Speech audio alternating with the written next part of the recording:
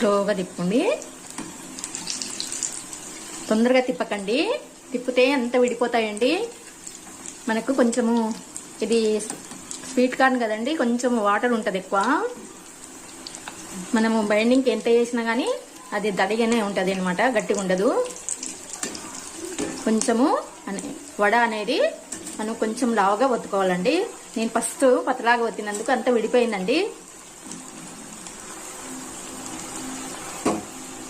మా వారికి లావు ఉంటే ఇష్టం ఉండదండి అని నేను కొంచెం పతలాగా చేసే వరకు అంత విడిపోయింది. ఉండేది ఉన్నట్టు చెప్పాలి కదండి, కొంచెం లావు వేస్తే మంచిగా ఉన్నాయి.